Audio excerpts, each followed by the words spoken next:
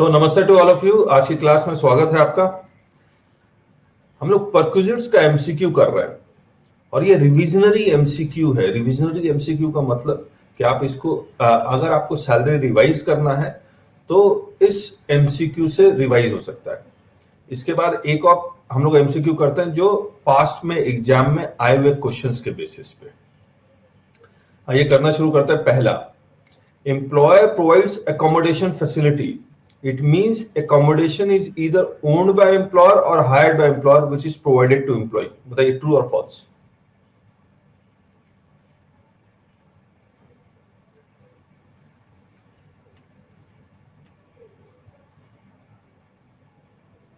True है। हमने क्या बताया था, अगर फैसिलिटी लिखा हुआ है चाहे किसी भी वर्ड के साथ लिखा, अकोमोडेशन फैसिलिटी हो, मील फैसिलिटी हो, कार फैसिलिटी है, इसका मतलब this perquisite is arranged by employer and provided to the employee. अगर एम्प्लॉय को मिलता है, कैश में मिलता है या काइंड में मिलता है? अगर फैसिलिटी लिखा हुआ है तो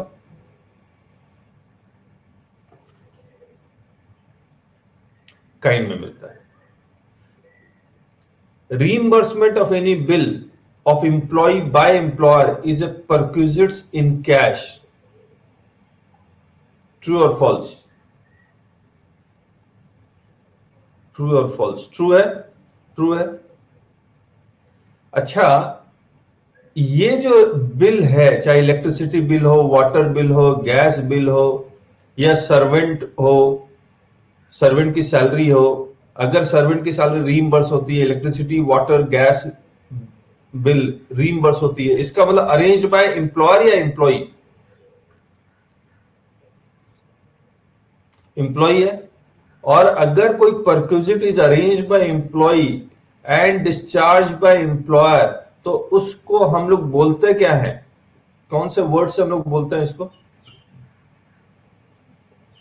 obligation of employee discharged by employer, है ना? And this obligation may be paid in cash or in kind. अगर रीइंबर्समेंट है तो कैश में है और डायरेक्ट पेमेंट है तो काइंड में है। Question 21, perquisites are valued as per cost to the employer or as per the cost to the employee depending on case to case. True or false?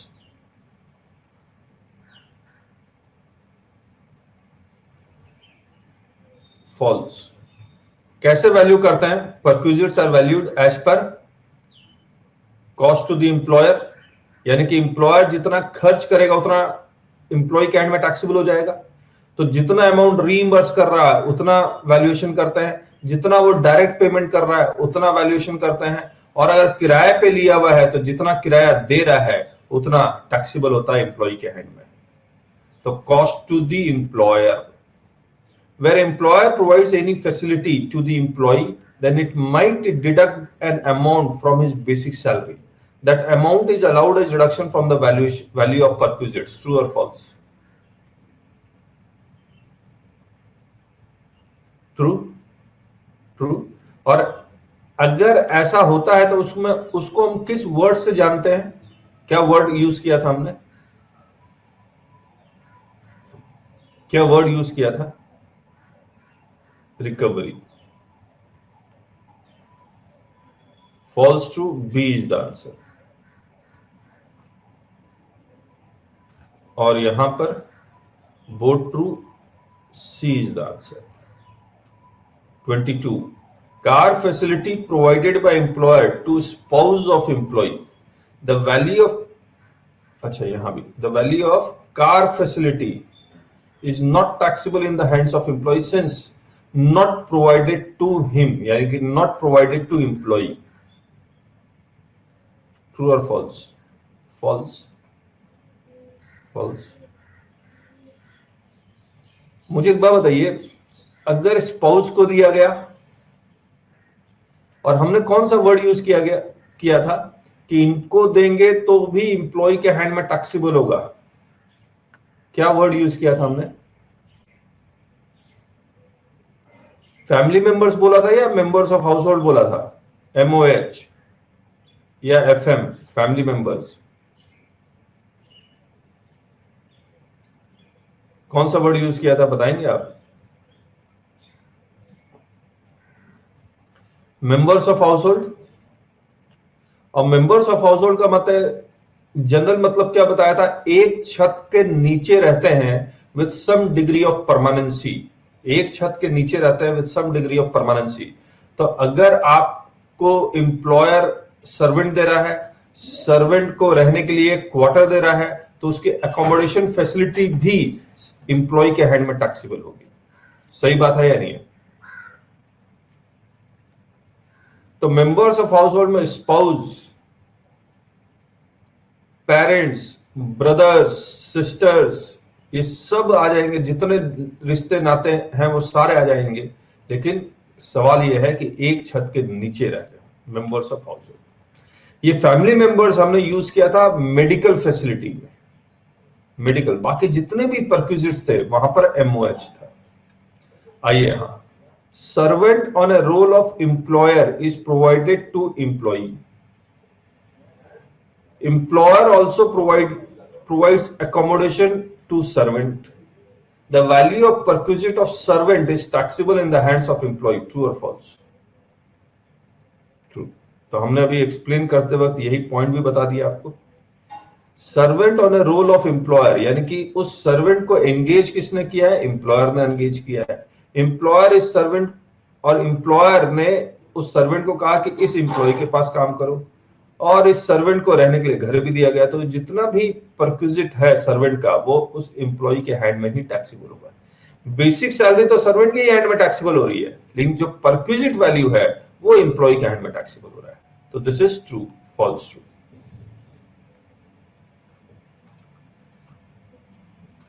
23. An employee who is appointed as a director of a company on the last day of financial year is a specified employee. True or false?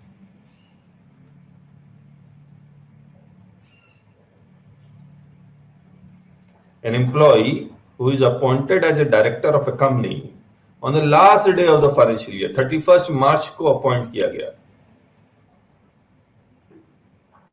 True, specified employ हो जाएगा। Employ plus director, और director पूरे साल में कभी भी appoint हो, he will be treated as specified employee for that financial year. Partner of a firm is a specified employee. True or false? False. False. Partner of A firm is specified. बताइए, partner of A firm क्या ये employee होता है? ये तो employee नहीं होता है। तो स्पेसिफाइड नॉन स्पेसिफाइड का तो सवाल ही नहीं उठता। तो A is the answer. An employee who holds 20% of voting power in a company is a specified employee. True or false?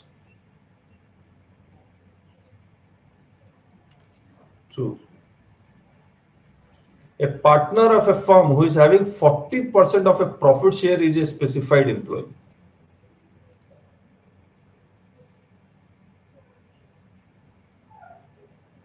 बताइए। A partner of a firm who is having 40% of profit share is a specified employee. True or false?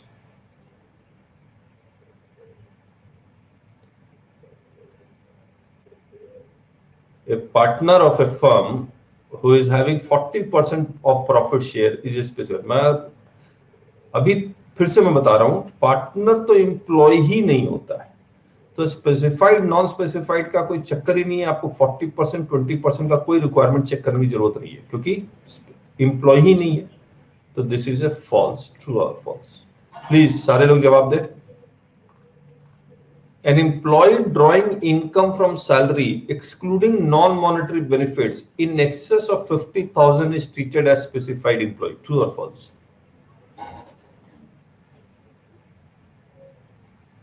True. Section 17 minus section 16, excluding salary in kind, is at least 50,000 is treated as specified employee. False. Excess of 50,000, at least में नहीं है, access में। अब मैंने इसको दोबारा इसलिए लिखा क्योंकि मुझे ये हाईलाइट करना था। 17 minus 16, 17 minus 16 is income from salary.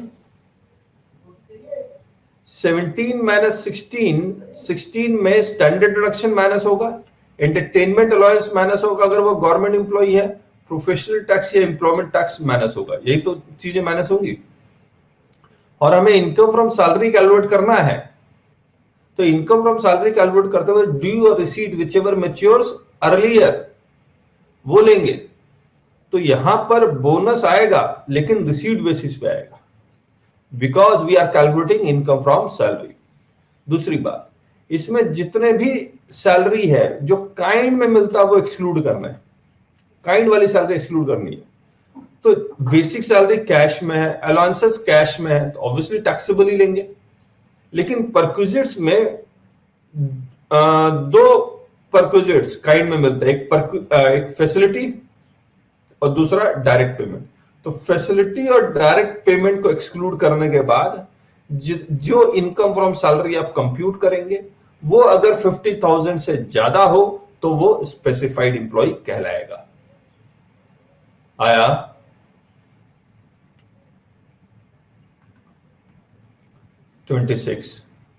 Category A perquisites are FLO, सुल, जीएमएच, सीसी, ईपीएफ। ये देखिए एग्जाम में नहीं आने वाला, लेकिन हमें तो रिवाइज करवाना है आपको पूरा का पूरा। ट्रू और false? True.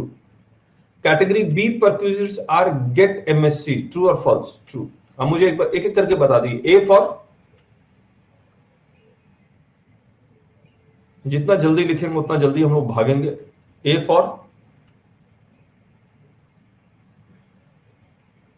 Accommodation, F for, लिखते जाइए लिखते जाइए, furniture, L, loan, O, LIP ठीक है, life insurance premium, O, loan नहीं होगा, life insurance, O, obligation, S, S,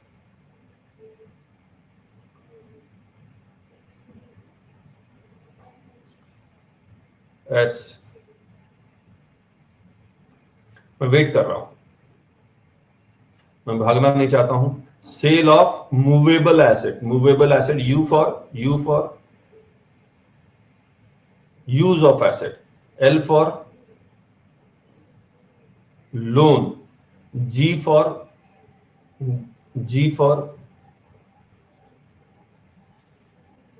gifts, M for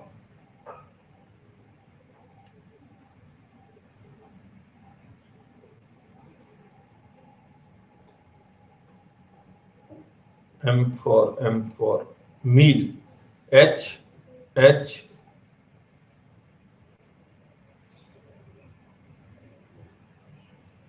holiday home, सी से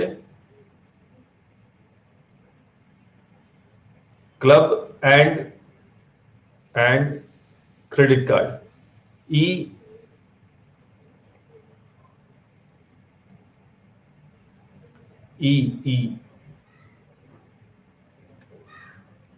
employ stock option plan, ESO, और ये प्रोविडेंट फंड। कैटेगरी बी में आइए, G for gas, electricity and water, E for education, T for transport, M for medical, S servant, और ये छोटा C का। बहुत बढ़िया, तो both true, C is the answer. 27 specified employee pay tax on both category A and category B perquisite, true और false? True. ये FLO, सुल, जीएमएच, सीसी आता है कैटेगरी ए में, ये कैटेगरी ए है, और कैटेगरी बी में गेट एमएससी। तो स्पेसिफाइड एम्प्लॉय इन पे भी टैक्स देगा, इन पे भी टैक्स देगा, तो this is true. Non specified employee pay tax only in category A perquisite, true और फॉल्स? ये ट्रू है। तो हमने एक क्या चार्ट बनाया था, specified employee, non specified employee, category A, B और सी। स्पेसिफाइड एम्प्लॉय ए और बी दोनों में टैक्स देगा, नॉन स्पेसिफाइड एम्प्लॉय सिर्फ कैटेगरी ए में देगा, इस पे नहीं देगा, इस पे नहीं देगा। तो non specified employee pays tax only in category A perquisites. तो both true, C is the answer. 28. Life insurance taken on life of employee by employer is taxable on paid basis. True or false?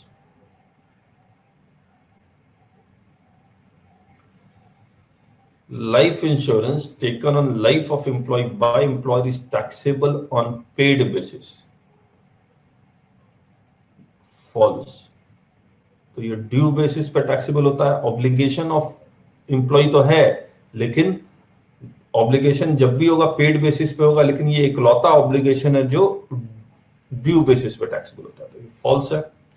Any reimbursement of bill of employee by employer is taxable on paid basis. True और false? True. False true, false true, B is the answer. All perquisites are taxable on provided basis except life insurance premium, obligation of employee discharged by employer, employee stock option plan, and employer's contribution towards provident fund. True or false?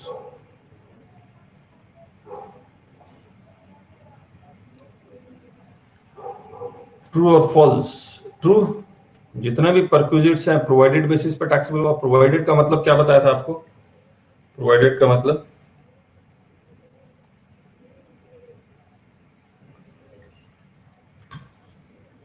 बता दीजिए, मैं wait कर रहा हूं, मैं जल्दी भागना नहीं चाह रहा। प्रोवाइडेड का मतलब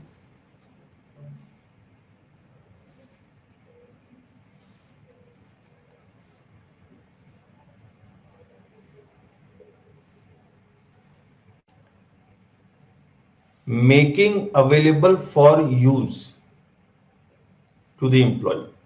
तो मैंने एग्जांपल क्या लिया था कि अगर घर की चाबी आपको दे दी गई है तो इट इज दैट कि the accommodation facility has been provided to you, आपके कंट्रोल में है। अब गया staff group insurance taken on life of all employees. जब ग्रुप लिखा हुआ है तो ऑल एम्प्लॉइज, ऑल काट भी सकते हैं हम लोग। By employer is taxable perquisite. True और फॉल्स? फॉल्स। क्यों फॉल्स है? वही फॉल्स, क्या रीजन बताया था हमने आपको? True false is the answer. क्या रीजन बताया था? Collective enjoyment of perquisites. Collective enjoyment of perquisites. तो ग्रुप इंश्योरेंस अगर आप सभी इंप्लॉय को लेंगे तो मैं नंबर ऑफ एम्प्लॉइज से उसको डिवाइड करके निकालूंगा तो इनइक्विटी आएगी टैक्सेबिलिटी में, किसी की एज ज्यादा है किसी की कम है, तो इसीलिए इसको एग्जम्प्ट किया गया। इसको टैक्स करना चाहते तो कर सकते थे, वो कह देते कि मार्केट रेट के बेसिस पर टैक्सेबिलिटी आएगी, लेकिन जैसे ही मार्केट रेट के बेसिस पर टैक्सेबिलिटी करते तो एम्प्लॉयर ने खर्चा किया होगा 10 रुपया और मार्केट रेट के एज वाइज में टैक्सेबिलिटी करूंगा तो प्रीमियम हो सकता है 15 रुपये आ जाए। तो ये वाला जितना एम्प्लॉयर खर्च कर रहा है उससे ज्यादा वो टैक्सेबिलिटी हो जाती, लेकिन वो कर जरूर सकते थे, इसको टैक्सेबिलिटी जरूर कर सकते थे, लेकिन किया नहीं है, एग्जम्प्ट किया है। Employer provides telephone facility to employee both for official and personal use purpose. The taxable value of perquisite is amount spent towards personal purpose. True or false?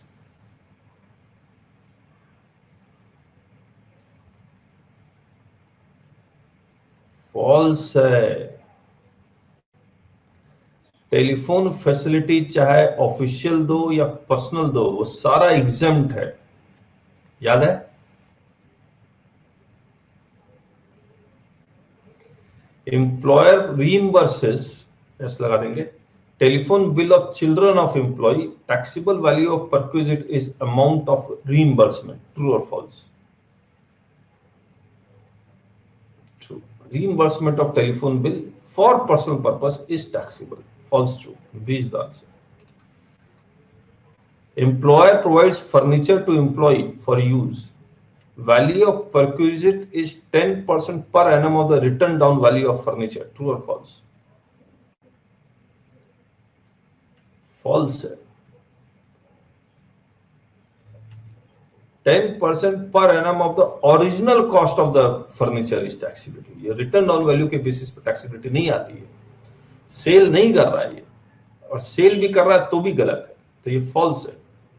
Employer provides laptop to employee wholly for personal use. Value of perquisite is 10% per annum of the original cost of the laptop. True or false? ये भी false आएगा, क्योंकि use of laptop is fully exempt given for personal or official. तो both false. D is the answer. Gift in cash is taxable on due basis. True or false? किस basis पर taxable होगा? Gift in cash is taxable on due basis. किस basis पे taxable होगा? Paid basis पे. Why paid basis पे? Why paid? Because this is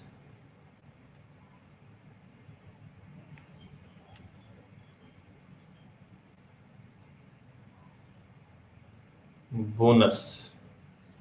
Because this is bonus. Gifts in cash is bonus. Bonus is taxable on received basis. The full value of gift is kind is taxable on provided basis. Full value of gift in kind is taxable on provided basis. True or false? False.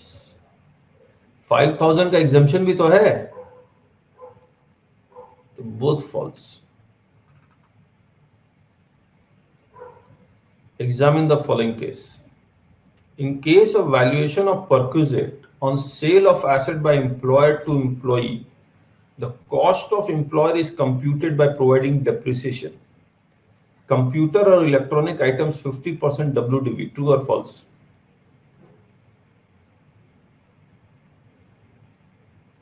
False क्यों है? True तो है. Computer और electronic item sale of asset पे जब हम लोग cost to the employer निकालेंगे तो कंप्यूटर इलेक्ट्रॉनिक आइटम्स पे 50% WDV तो है, हाँ या ना?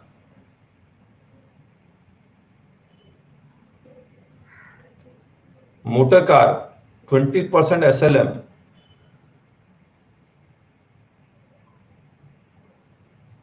फॉल्स.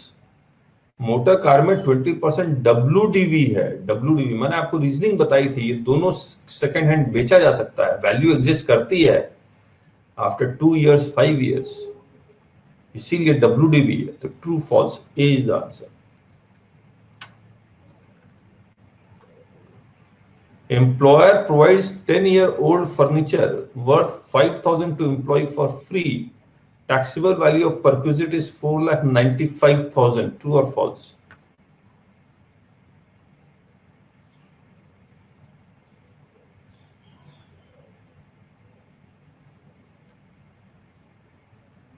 राजीव जी फॉल्स लिख रहे हैं. आप लोग, बाकी लोग? ट्रू है, आप भूल गए. फ्री में दे रहा है तो गिफ्ट इन काइंड है, 5,000 का एग्जाम्पशन मिलेगा, 4,95,000 इज टैक्सेबल. आया? Employer sells microwave oven to its employees at concessional rate. The value of, इसमें मैं एक लाइन लिखना भूल गया. Employer sells microwave oven. Microwave oven is manufactured by, या employer is the manufacturer of microwave oven. यहां लिख दूंगा, employer is the manufacturer of microwave oven. बताइए. Employer who is the manufacturer of microwave oven sells microwave oven to its employees at concessional rate. The value of perquisite is cost, manufacturing cost per unit. True or false?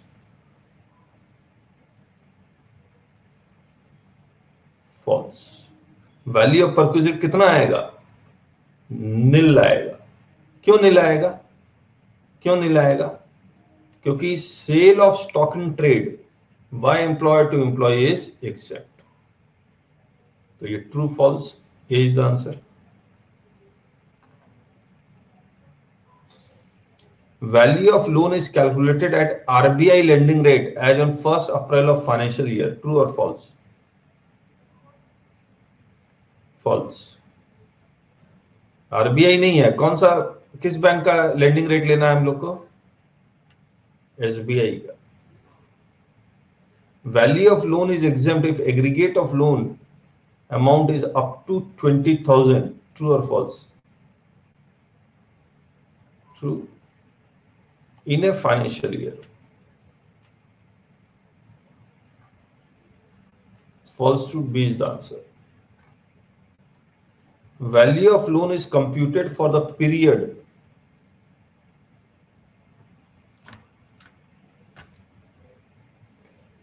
value of loan is computed for the period of date of borrowing. Value of loan is computed for the period from date of borrowing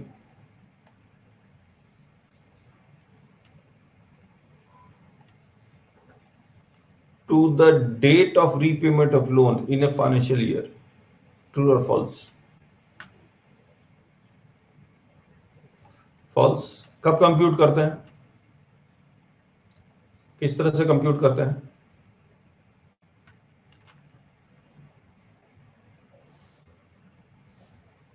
कहिए. Month two month. और ये month two month जो compute करते हैं, last day या first day?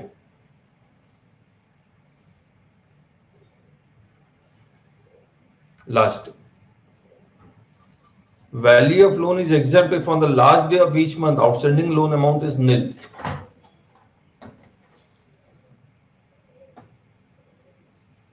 True or false? True. False. True. B is the answer.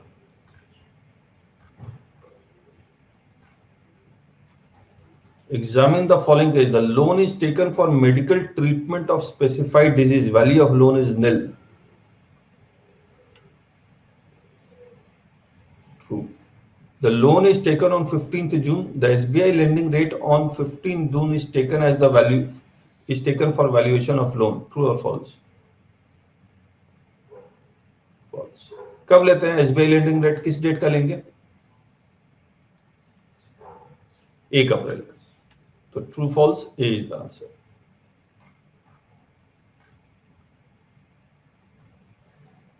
Uses of credit card facility for official use is exempt. True or false?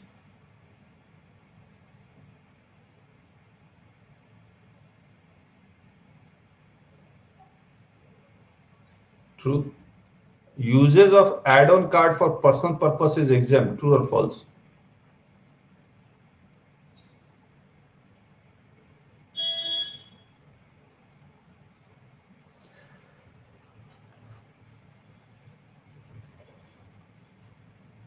Uses of add-on card for personal purpose is exempt. True or false? Personal purpose. True है. True है. क्योंकि add on card का खर्चा main card में add होकर taxable होगा, तो add on card तो ऐसे ही एग्जेम्प्ट है. तो बोथ ट्रू. फिर से बोल देता हूं. मेन कार्ड और एड ऑन कार्ड, और main card, add on card में 10,000 पर्सनल पर्पस के लिए गया. ये 10,000 यहां पर ऑलरेडी ऐड होके इस पे टैक्सेबिलिटी आ जाएगी. ये नील हो जाएगा. 39. Use of health club facility provided uniformly to all employees is exempt. True or false?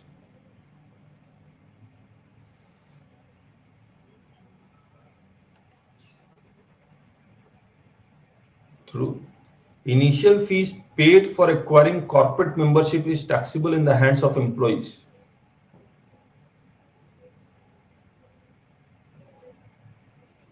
False है। एक कॉर्पोरेट मेंबरशिप लेने के लिए तो कंपनी के नाम पे है, एम्प्लॉय को तो कोई बेनिफिट मिला ही नहीं।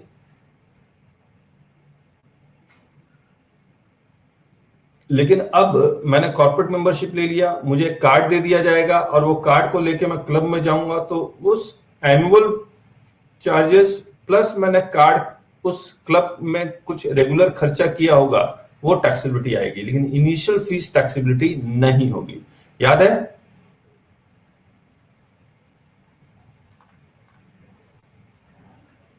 हॉलीडे होम फैसिलिटी, अच्छा इसका आंसर तो हमें लिखना ही भूल गया, ट्रू फॉल्स ए है, ठीक है। Holiday home facility provided uniformly to all employees, value of perquisite is cost to the employer.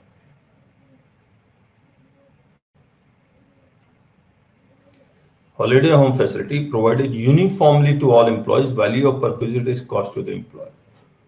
True or false? True है। कैसे false लिखा आप लोगों ने? हमने बताया था हॉलीडे होम फैसिलिटी को मेंटेन करने का खर्चा मान लीजिए 12 लाख है, divided by 365 days, divided by number of rooms, तो ये ट्रू है। Holiday home facility provided only to selected top employees. Value of perquisite is market rate of similar facility in same area is taxable. True or false? True. तो market rate तभी लगेगा जब कुछ selected employees के लिए आपने वो holiday home facility या गेस्ट हाउस बनाया है, वो true, C is the answer. Provision of refreshment is exempt up to ₹50 per refreshment. True और फॉल्स? फॉल्स। रिफ्रेशमेंट चाहे कितने भी अमाउंट का दिया जाए वो पूरा एग्जम्प्ट है। Meal facility provided at offshore installation, full value of cost of meal is taxable.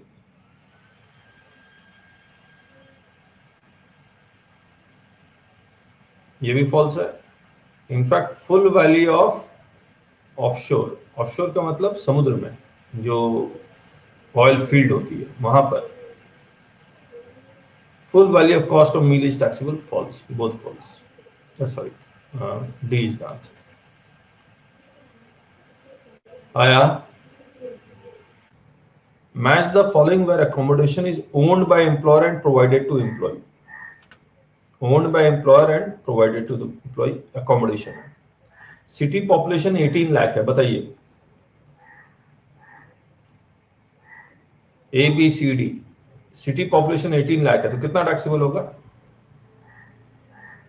इसीलिए याद करना बहुत जरूरी है। देखिए सिटी पॉपुलेशन अगर 18 लाख है, 25 लाख से ऊपर पे 15 है वरना 10 है। 10% ऑफ सैलरी है या 10% ऑफ अकोमोडेशन सैलरी है?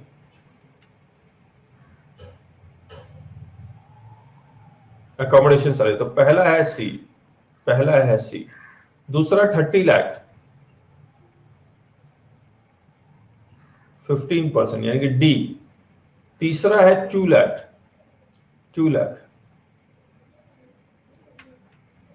ए। फोर्थ है 15 लाख,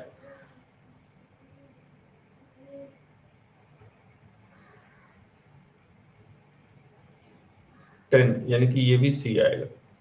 सी डी ए सी, तो C D A C, this is the answer.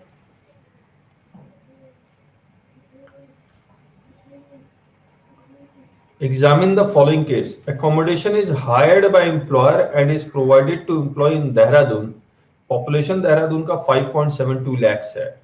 Value of accommodation is 7.5% of accommodation salary or lease rent, whichever is lower. True or false?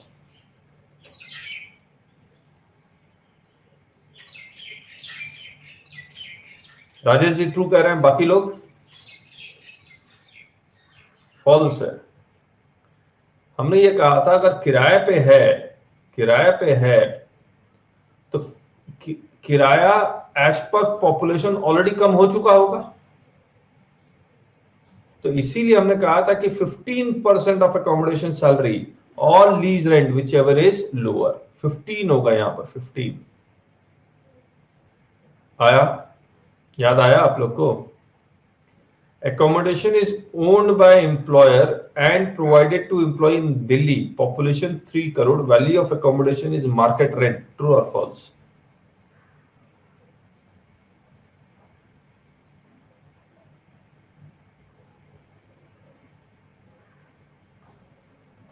False.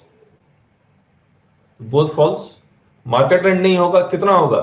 अगर owned by employer है तो 15% of accommodation salary होगा, और question में market rent भी दिया हुआ रहता है, तो उसको आप इग्नोर कीजिएगा। 44. As per contract of employment, employer shall provide accommodation facility from the date of joining. However, accommodation is provided after 2 months from the date of joining. Value of accommodation is taxable from the date of joining. True or false? False. कब से taxable होगा? कब से taxable होगा?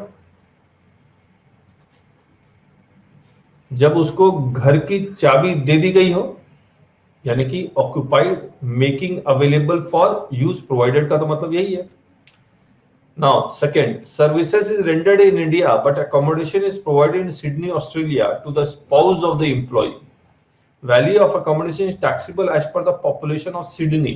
Employer owns the accommodation. True or false?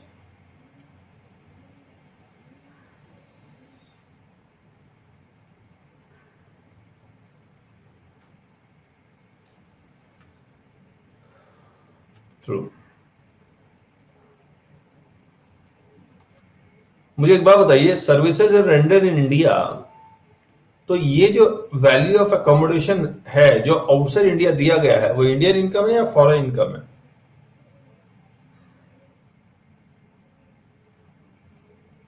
Indian income, correct. False true, B is the answer.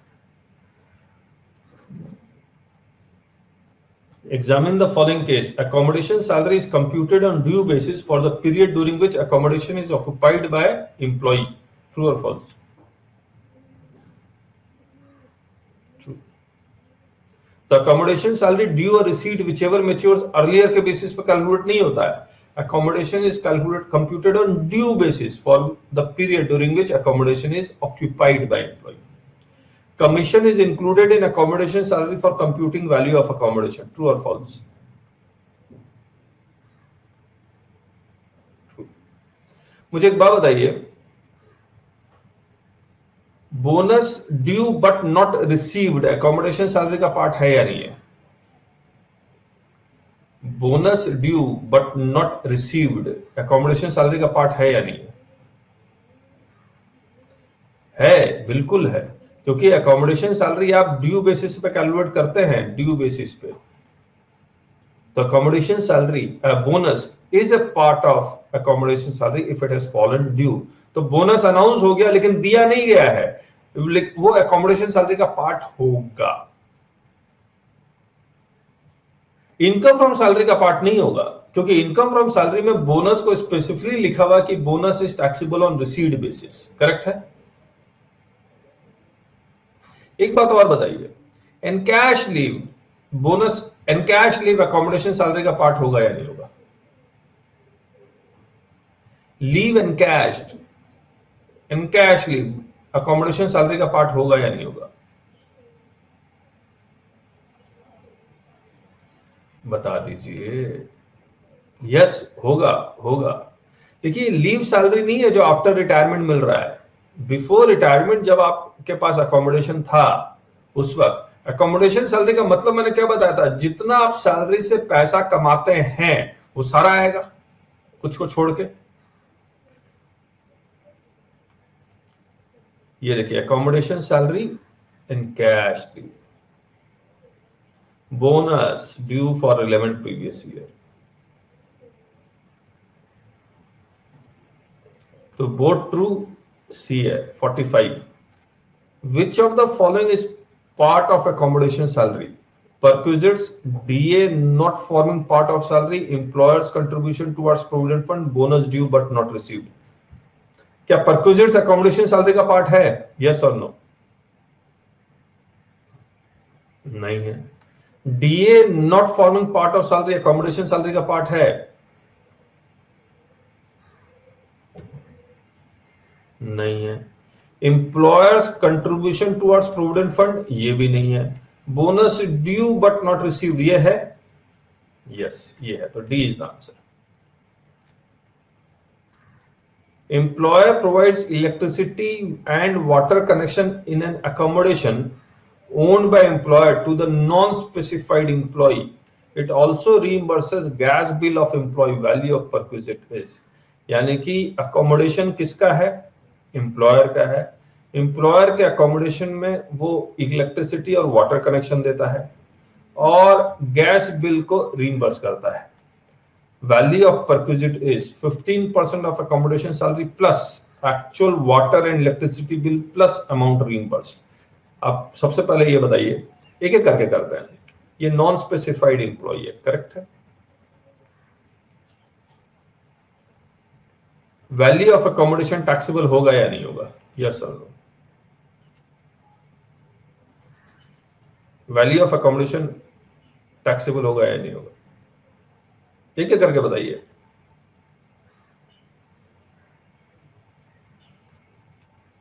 Value of accommodation taxable होगा या नहीं होगा, बिल्कुल होगा। अरे अभी आप राजेश जी कुछ और आंसर दे रहे थे। अकोमोडेशन तो स्पेसिफाइड नॉन स्पेसिफाइड एम्प्लॉय दोनों के हैंड में टैक्सेबल होता है। कैटेगरी ए परक्विजिट्स है। Electricity and water connection category A या बी है,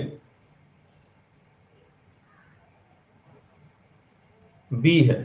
तो इलेक्ट्रिसिटी एंड वाटर कनेक्शन बताइए टैक्सेबल होगा या नॉट टैक्सेबल होगा, नॉट टैक्सेबल होगा। Reimbursement of gas bill, LPG cylinder का गैस एलपीजी रीइंबर्समेंट है, यानी कि अरेंज बाय एम्प्लॉय है, गैस बिल एम्प्लॉय के नाम पे है, एम्प्लॉयर डिस्चार्ज कर रहा है, तो obligation of employ discharge by employer, तो ये कैटेगरी ए परक्विजिट हो गया, ये टैक्सेबल हो जाएगा। तो दो चीजें टैक्सेबल होगा, अकोमोडेशन और रीइंबर्समेंट ऑफ गैस बिल, तो ये नहीं है आंसर, ये बी आंसर होगा हमारा। सही बात है।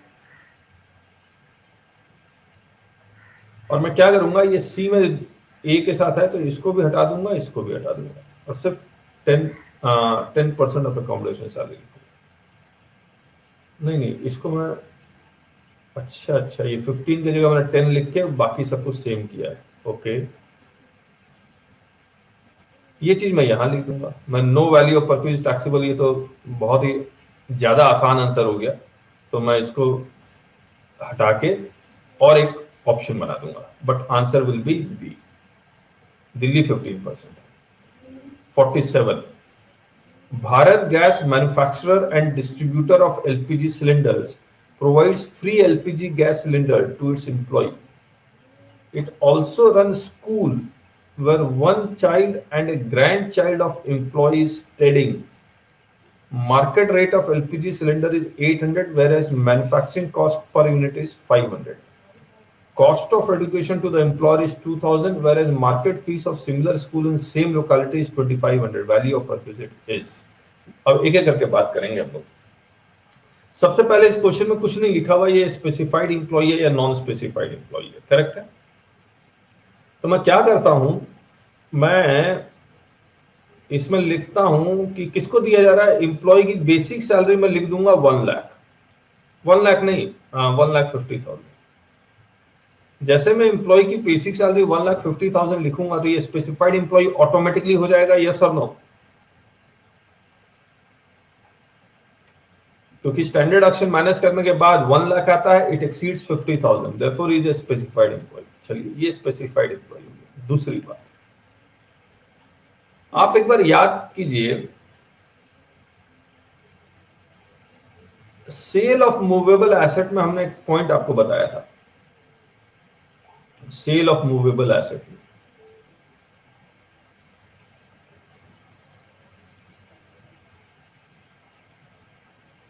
क्या पॉइंट था, अगर मैन्युफैक्चरर जो चीज बनाता है, माइक्रोवेव ओवन बनाता, माइक्रोवेव ओवन को कम दाम में अपने एम्प्लॉय को बेचता है, तो हमने उसको एग्जाम कर दिया था, यस और no.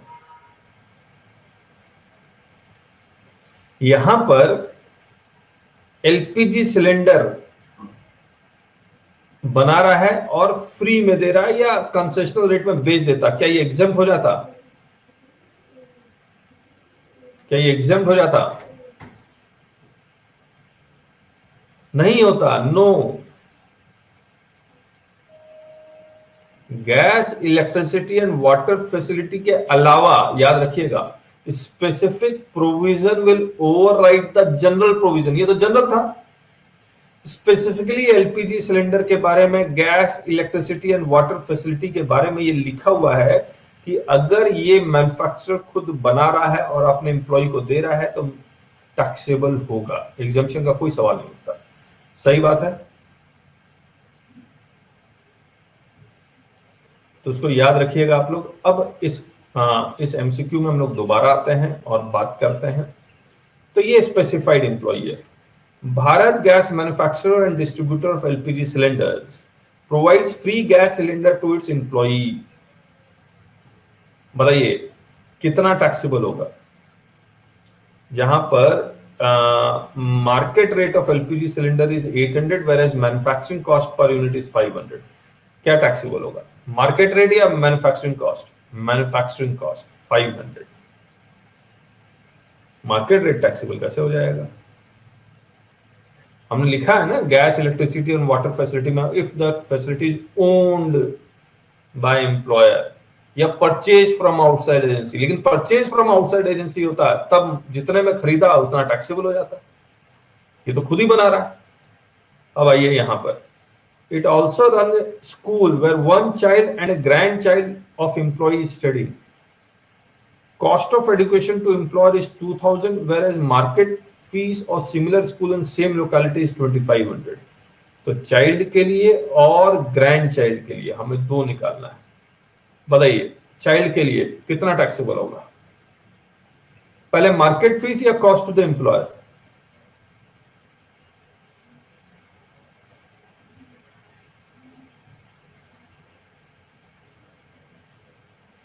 Raja ji cost to the employer कर रहे हैं, बाकी लोग?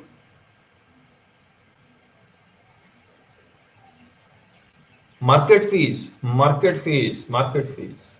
किताब देख लीजिए, अगर कोई दिक्कत नहीं, किताब देख लीजिए। मार्केट फीस टैक्सेबल है। और एग्जामिशन किसके लिए है? फैमिली मेंबर्स के लिए, सिर्फ चिल्ड्रन के लिए? सिर्फ चिल्ड्रन के लिए। कितना एग्जामिशन है? कितना? राजेश जी गलत। कितना एग्जामिशन है? कितना एग्जामिशन है? 1000। ये 2500 में पर मंथ कर दूंगा, 2000 पर मंथ कर दूंगा, तो 1000 पर मंथ पर चाइल्ड एग्जामिशन है। तो चाइल्ड के लिए एग्जामिशन है, तो चाइल्ड के लिए जो 2500 माइनस 1000 कितना आ जाएगा? 1500 टैक्सेबिलिटी यहां आएगी। ग्रैंड चाइल्ड के लिए एग्जामिशन मिलेगी या नहीं मिलेगी? ग्रैंड चाइल्ड के लिए नहीं मिलेगी, तो ये 2500 यहां टैक्सेबल आएगी। तो जो टैक्सेबिलिटी आएगी 500, 1500, 2500, 500, 1500, 2500। C will be the answer. अरे आया? देखिए मेमोरी में रहेगा तभी क्वेश्चन होंगे, वरना नहीं होगा। याद, इनकम टैक्स में आपकी मेमोरी सबसे अच्छा साथी है। Medical facility, question 48, medical facility is taxable in which of the following case? Medical facility provided in employer's own hospital to employ और हिज फैमिली मेंबर्स। बताइए टैक्सेबल होता है या एग्जेम्प्ट होता है? एग्जेम्प्ट होगा। Medical facility provided in government hospital to employ और his family members, exempt है। Medical facility provided for medical treatment of specified disease in an approved hospital to employ और हिज फैमिली मेंबर्स, ये भी exempt है। Medical facility provided in a private hospital to employ और his family members, ये taxable है। अब medical facility provided to employ और his members of household कर दूं, फैमिली मेंबर्स को काट के, क्योंकि प्राइवेट हॉस्पिटल में वो अपना इलाज करवाए या अपने मेंबर्स ऑफ हाउस होल्ड किसी का भी इलाज करवाए तो टैक्सेबल ही है, तो मैं इसको एमओएच कर दूंगा। करेक्ट है ना? एज पर section 17 subsection 2 clause 3 family member shall not include spouse. बताइए स्पाउस फैमिली मेंबर का हिस्सा है या नहीं है? Yes. Married daughter,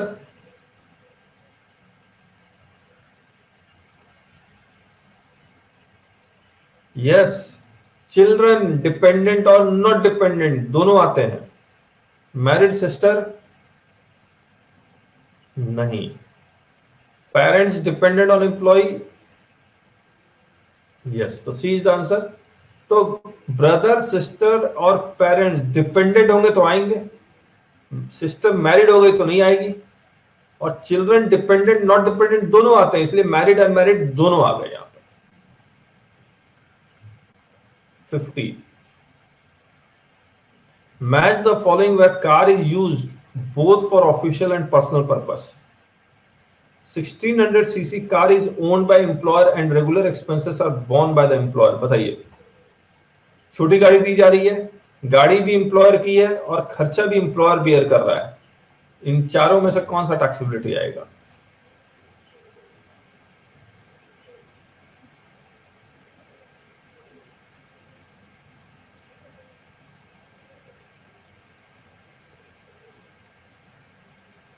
C. 1800 CC car is owned by employer and regular expenses are borne by employer. गाड़ी भी एम्प्लॉयर की है और खर्चा भी एम्प्लॉयर ही उठा रहा है, एम्प्लॉय को यूज करने दिया हुआ है। तो डी 2400 विल बी टैक्सेबल। यहाँ गाड़ी एम्प्लॉयर की है, एम्प्लॉय कहता खर्चा मैं उठा लूंगा, सर गाड़ी दे दो बस, पेट्रोल पेट्रोल मैं कर लूंगा, छोटी गाड़ी। क्या चीज टैक्सेबल है?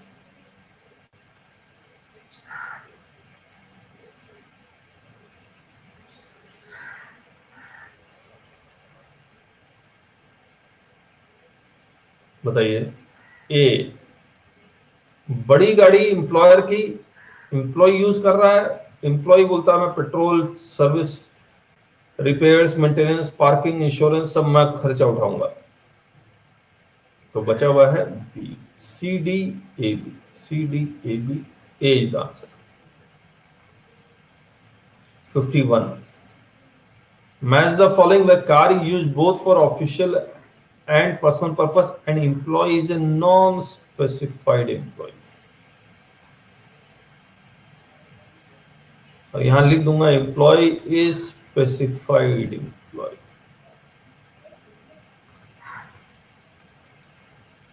बताइए, 1600 CC car is owned by employ, गाड़ी एम्प्लॉय की है, एम्प्लॉय कहते सर मेरे पास गाड़ी है, खर्चा आप उठा लो। Regular expenses are borne by employer. बताइए, सबसे पहले बताइए, नॉन स्पेसिफाइड एम्प्लॉय है ये, पॉइंट नंबर 1, एम्प्लॉय के हैंड में टैक्सेबल होगा या नहीं होगा?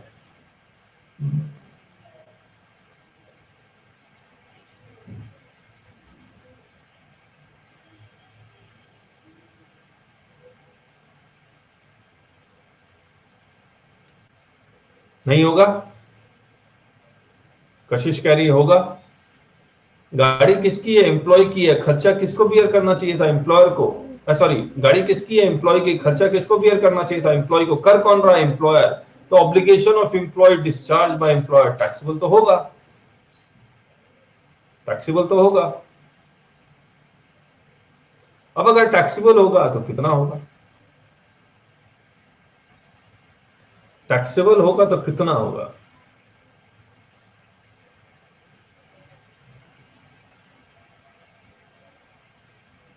कॉस्ट टू द एम्प्लॉयर कितना होगा? जितना एम्प्लॉयर खर्चा कर रहा है, एम्प्लॉयर कितना खर्चा कर रहा है? Regular expenses.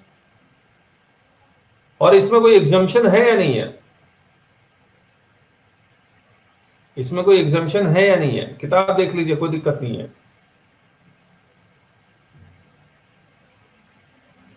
एग्जामेशन कितना है? छोटी गाड़ी है तो 1800 पर मंथ की एग्जामेशन है, तो 1800 पर मंथ एग्जाम। तो मैं यहां लिखूंगा regular expenses minus 1800 per month is taxable, इस तरह से लिख देता हूं।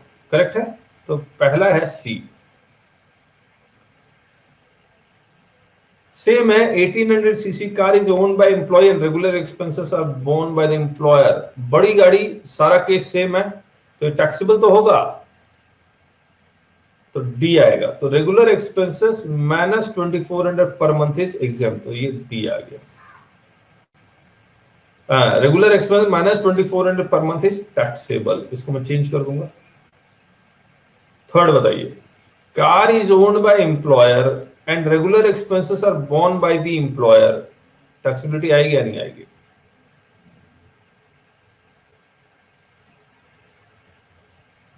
नॉन स्पेसिफाइड एम्प्लॉय, गाड़ी एम्प्लॉयर की, खर्चा भी एम्प्लॉयर कर रहा है, लेकिन दिया है नॉन स्पेसिफाइड एम्प्लॉय को, तो एक कैटेगरी बी परक्विजिट है, और category B perquisite non specified employ के हैंड में टैक्सेबल नहीं होता है, तो ये टैक्सेबिलिटी नहीं आएगी। A is the answer. अरे आया, 3 केस थे ना।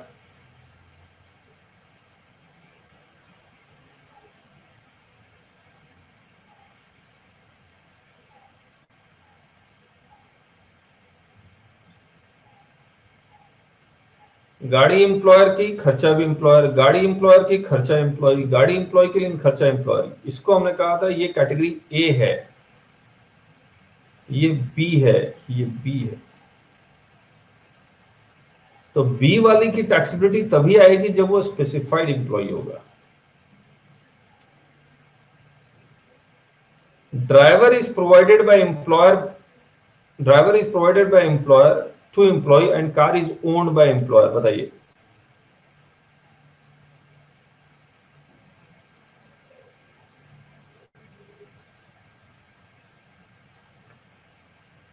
$900 per month is taxable, तो B is the answer, C D A B, A is the answer। लेकिन गाड़ी एम्प्लॉय की होती तो क्या होता? Car is owned by employ होता तो क्या हो जाता?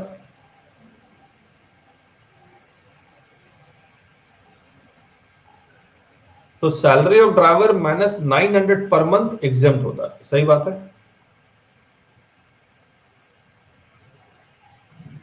चलिए, प्रोविडेंट फंड,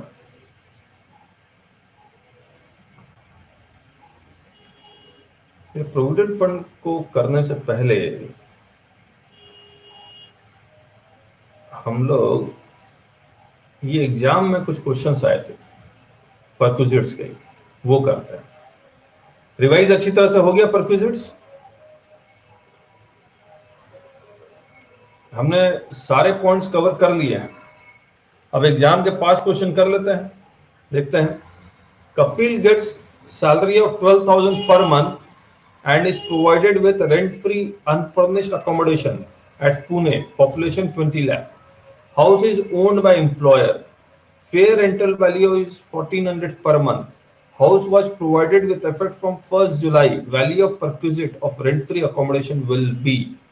मैं पॉज कर रहा हूं, आप कैलकुलेट कीजिए फिर बताइएगा, क्योंकि प्रैक्टिकल क्वेश्चंस के एमसीक्यू बनाए हुए हैं तो टाइम लगेगा, लेकिन एक बार सॉल्व कीजिए। मैं पॉज कर रहा हूं। हिमांशु ने बहुत फास्ट कैलकुलेट कर लिया। अब देखिए, house was provided with effect from 1st जुलाई, तो मुझे अकोमोडेशन सैलरी 1st जुलाई से 31st मार्च लेना होगा 9 मंथ्स का, और 12,000 इंटू 9 1,08,000 आता है, और क्योंकि ओन्ड है, पॉपुलेशन 20 लाख है, तो 10% of 1,08,000, 10,800, this is the answer. Himanshu गलत कैसे कैलकुलेट किया? मुझे लगा सही कैलकुलेशन हुई आपसे। अरे आया,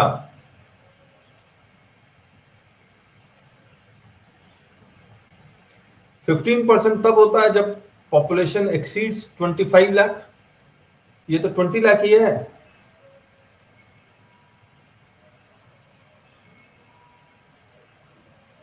चलिए 14, Satish is employed as chief engineer from in Gamma Limited, Chennai, with effect from 1st April for a consolidated salary of 60,000 per month. Consolidated का मतलब बेसिक सैलरी, अलाउंसेस जितने भी सब कुछ इसी में मिक्स्ड है। He is provided with rent-free unfurnished accommodation owned by employer from 1st July onwards. The value of taxable perquisite is, बता दीजिए, फटाफट बता दीजिए मुझे।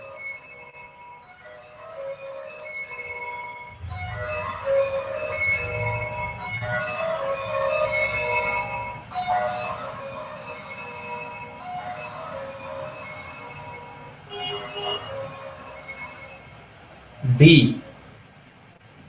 डी कैसे आएगा?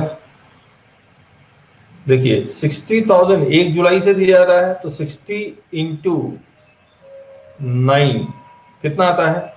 5,40,000। इसका मुझे 15% निकालना है, क्योंकि चेन्नई में पॉपुलेशन एक्सीड्स 25 लाख। कितना आता है 15%, जरा बताएंगे मुझे फटाफट।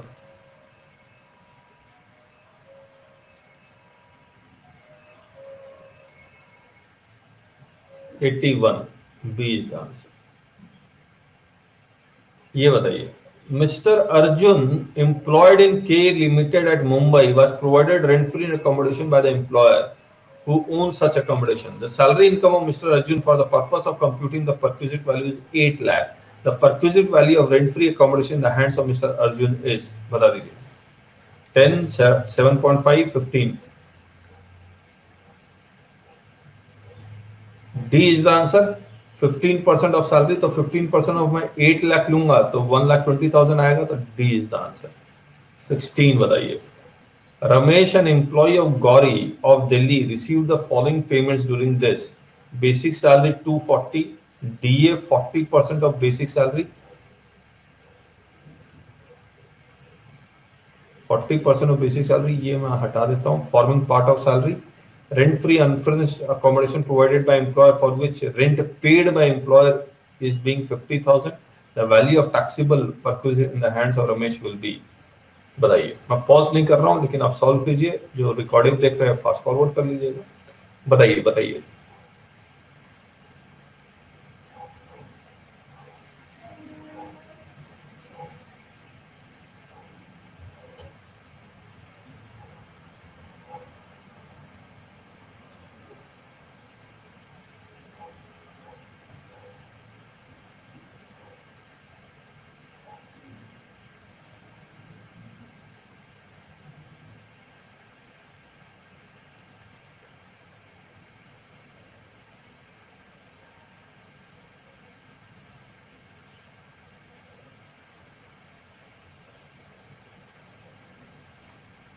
कितना आंसर आएगा?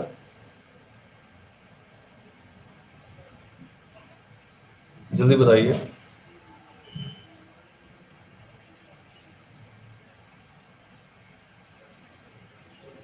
डी नहीं है, डी नहीं है। 52,500 तो नहीं है। देखिए मैं कैलकुलेट करूं,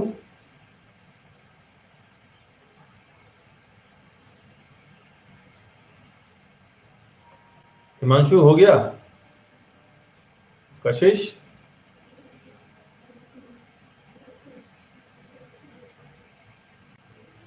$3,36,000 बिल्कुल सही निकाला। 2,40,000 40% और DNS allowance 40% of basic salary, तो 2,40,000 प्लस 96,000, तो ये आएगा 3,36,000। इसका 15% भी आपने सही निकाला है, 50,400 आएगा। लेकिन this accommodation is rented by employer. अगर रेंटेड है तो 15% of salary, this is accommodation salary, or 50,000 rent, whichever is lower. So B is the answer. Correct? B is the answer.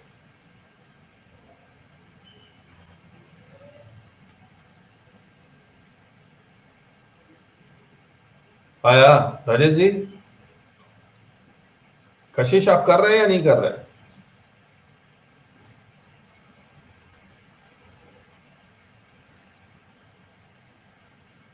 The employee is provided with furniture costing 150 along with a house with effect from 1st July. The value of furniture to be included in the valuation of unfurnished house shall be, फटाफट बता दीजिए।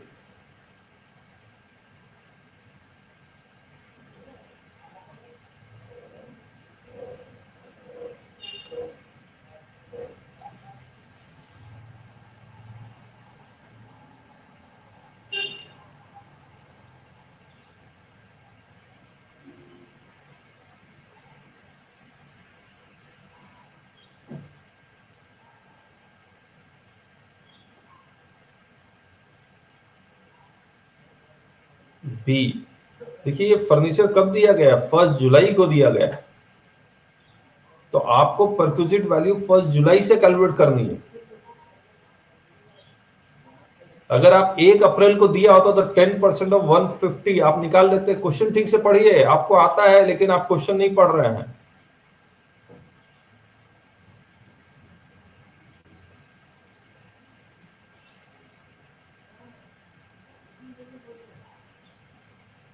ठीक से question पढ़िए। तो 1 जुलाई से दिया हुआ है तो 15,000 डिवाइडेड बाय 12 इंटू 9 महीने के लिए तो कैलकुलेशन होगी। तो ये 11,250 is the answer, A is the answer. 18 बताइए। ए company has provided laptop worth 50,000 to its employee for official as well as personal purpose. The taxable amount of perquisite will be कितना?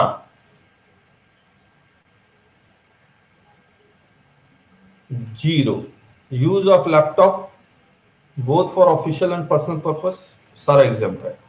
Ashok took an interest-free loan of 15,000 from B Limited, the employer. Assuming that the market rate of interest on similar loan is 10%, the taxable value of the perquisite in the hands of Ashok will be.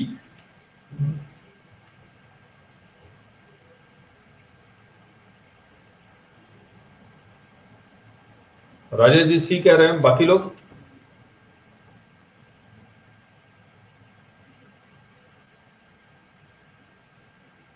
B. Rajesh ji सही है आप, क्योंकि aggregate amount of loan if up to 20,000 तो taxable value is 0, तो इसीलिए 0 आएगा। और यहां पर इन्होंने मार्केट रेट लिखा हुआ है, मैं इसको चेंज नहीं कर रहा हूं, एसबीआई लेंडिंग रेट लिख देते तो ज्यादा अच्छा होता है। Question 20, during the previous year Barun received a watch worth 20,000 from his employer. The taxable value of the watch will be, बताइए।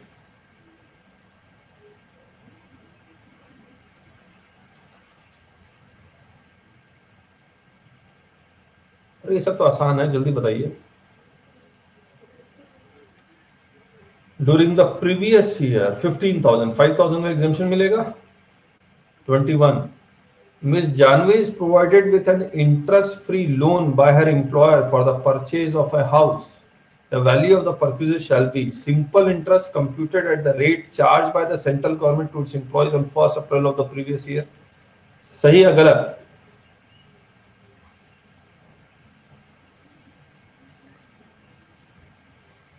या फिर एसबीआई लेंडिंग रेट 1 अप्रैल का, या फिर नेशनल हाउसिंग बैंक का? बी है। तो ये तो आसान था, B is the answer.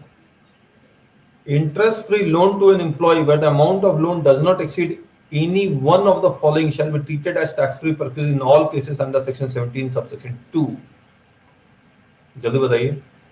C is the answer. Prakash obtained interest-free loan of 20,000 from his employer company for purchasing a two-wheeler. The market rate of interest of such loan is 20% per annum. The lending rate of SBI is this. Private bank का इतना है। Taxable rate बता दीजिए। Nil rate, क्योंकि 20,000 से exceed नहीं कर रहा है। जॉय लिमिटेड ट्रांसफर से Honda City car to his employee Happy after using it for 4 years 10 months. Honda City गाड़ी for ₹2,10,000. Cost of the car is 10 lakh. The value of taxable purchase in the hands of happy is, बताइए। Okay Rajiv जी बताइए, इसका answer बताइए। 7,90,000 कैसे निकाला? पहले तो मैं 10 लाख लूंगा, कॉस्ट टू द एम्प्लॉयर निकालना है मुझे, और ये गाड़ी 4 साल 10 महीने यूज हुई है तो मुझे 20% WDV फॉर कंप्लीटेड ईयर निकालना है। तो मैं सबसे पहले 20% 4 साल का माइनस करूंगा, तो 20% फर्स्ट ईयर का 2 लाख आएगा, सेकेंड ईयर का 160 आएगा, थर्ड ईयर का 80% ऑफ 160 कितना आता है? 80% ऑफ 160 1,28,000 आएगा। फिर मैं 1,28,000 का फिर 80% निकालूंगा तो ये 1,02,400 कितना आएगा, और फिर मैं इसमें रिकवरी माइनस करूंगा 2,10,000। करेक्ट है? तो मोस्ट प्रोबेबली आंसर बी होगा। कंफर्म कीजिए आप मुझे, क्योंकि 680 तो लास्ट में है ही नहीं, नील हो नहीं सकता, 790 हो नहीं सकता, क्योंकि 10 माइनस 2 10 तो करना नहीं है मुझे, तो कॉस्ट टू द एम्प्लॉयर भी तो माइनस करना, कॉस्ट टू द एम्प्लॉयर तो निकालना है। हिमांशु,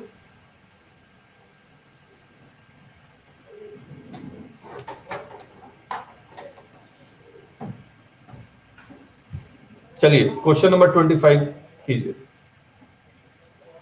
कितना बचा हुआ है? बस ज्यादा नहीं बचा हुआ, 25 कीजिए। A company acquired a motor car for 8 lakh on 30th September 2019. Okay, कोई बात नहीं। It sold the motor car to its employee Jayan for 6 lakh on 10th June 2020. The company claimed depreciation at the rate of 15% for the year this. The perquisite value in the hands of Jayan on sale of motor car would be, बताइए। 30 जून को गाड़ी खरीदी, 10 जून को बेच दी। खरीदी कितने में? 8 लाख में, और बेची कितने में? 6 लाख में। टैक्सेबल वैल्यू ऑफ परक्विजिट जल्दी बता दीजिए।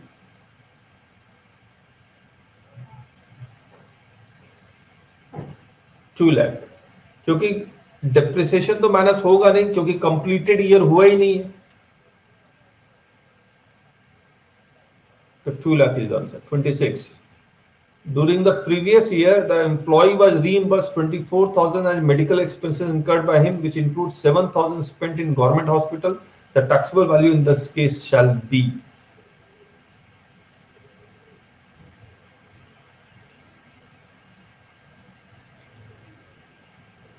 नहीं 7,000 एग्जाम्प्ट होगा ना, तो 24 माइनस 7 कितना आता है?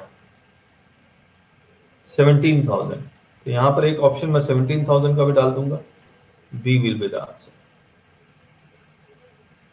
Mr. Jagat is an employee in accounts departments of Bharat, a cellular company operating in the regions of eastern India.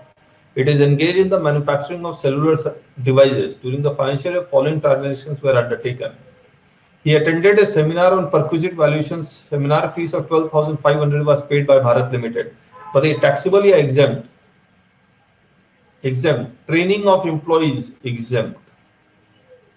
Tuition fees of Mr. Himanshu, son of Mr. Jagat, was reimbursed by Bharat Limited. Amount of fees is 25,000. बताइए, exempt या taxable? Taxable है। 1,000 per month पर child का exemption मिलेगा? नहीं मिलेगा, नहीं मिलेगा, क्योंकि स्कूल एम्प्लॉयर का होना चाहिए, स्कूल एम्प्लॉयर का नहीं है, रीइंबर्समेंट है, तो जितना रीइंबर्स किया उतना पूरा टैक्सेबल हो जाएगा, 25,000। मिस सपना, डॉटर ऑफ मिस्टर जगत, studies in DPS public school owned and maintained by Bharat Limited. Tuition fees paid for Miss Sapna was 750 per month. Cost of education in similar school is 5250 per month. बताइए कितना taxable होगा?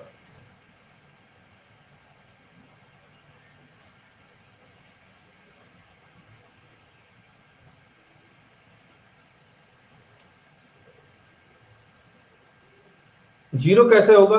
Owned and maintained by employer है, तो 1,000 per month पर child का exemption मिलेगा, तो 4250 taxable होगा। यस और नो?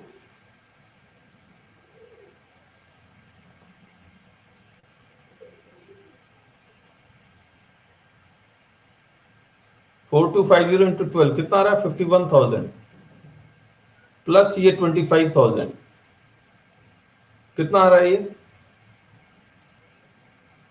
76,000। और इसमें लिख रहा है compute the amount which is chargeable to tax under the head salary, तो 76,000, इसमें 76,000 है नहीं। ये आपने सही कैलकुलेट किया, 4250 into 12, 51,000।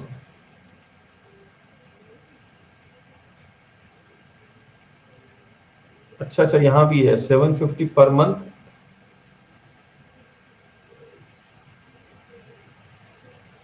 Miss Sapna studies in DPS public school.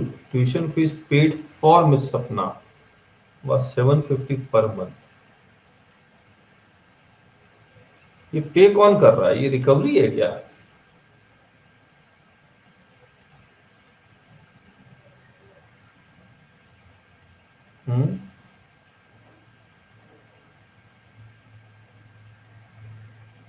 ये रिकवरी है।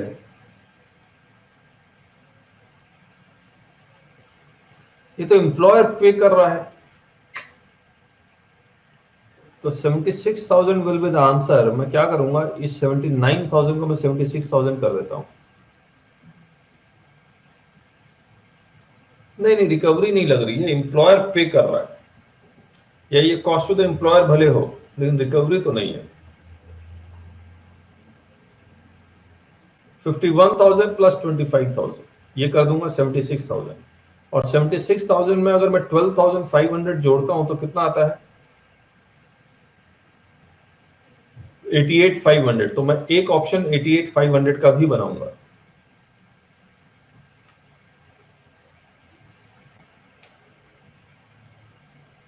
-5250 माइनस 750 माइनस 1,000 भी तो करना पड़ेगा। आपने 5250 कर दिया, अगर 750 रिकवरी मानते हैं तो 1,000 भी माइनस करना पड़ेगा। तो 3500 आएगा, और 3500 इंटू में 12 करूंगा तो ये 42,000 आएगा, प्लस 25,000 करूंगा तो ये 67,000 आएगा। तो वो भी ऑप्शन नहीं है। चलिए क्वेश्चन 28 करते हैं, आखिरी क्वेश्चन है। Mr. Gupta is given a motor car with chauffeur by the employer which is used both for official and personal purpose. The entire running expenses of the car amounting to 64,800 was met by the employer. The cubic capacity of the engine of the motor car exceeds 1.6 liters. The perquisite value of motor car taxable in the hands of Mr. Gupta is. बड़ी गाड़ी दी जा रही है, गाड़ी भी employer की, खर्चा भी एम्प्लॉयर कर रहा है, तो कितना टैक्सेबल होगा, और शॉफर भी साथ में, कितना टैक्सेबल होगा।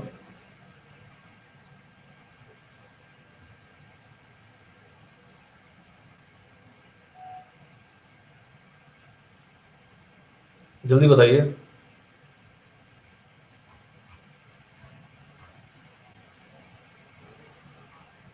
कहां चला गया।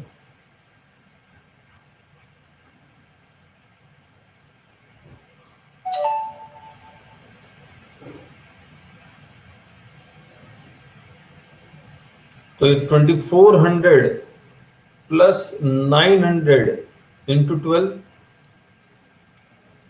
39,600 विल बी टैक्सेबल, यस और नो। चलिए, तो ये मुबारक हो। अब मुझे एक बात बताइए, कल है सैटरडे, कल सैलरी करें कि बाकी एमसीक्यू और क्वेश्चंस, या मंडे से डिडक्शन, मतलब कल सैलरी करें या कल डिडक्शन शुरू करें, या सैलरी का कहीं से और दिन क्वेश्चन के लिए टाइम रख ले शाम को, ये बाकी क्वेश्चंस के लिए।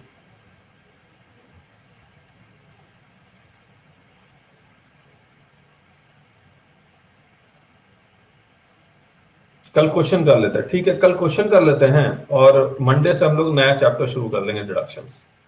अपलोड कर दिया राजेश जी, पिछले संडे तक सारे वीडियोस हमने अपलोड कर दिए थे, और आज तक मैं कल और इस वीक में जो रिकॉर्डिंग हुई है मैं आज वो भी अपलोड कर दूंगा, ठीक है, वो भी अपलोड कर दूंगा।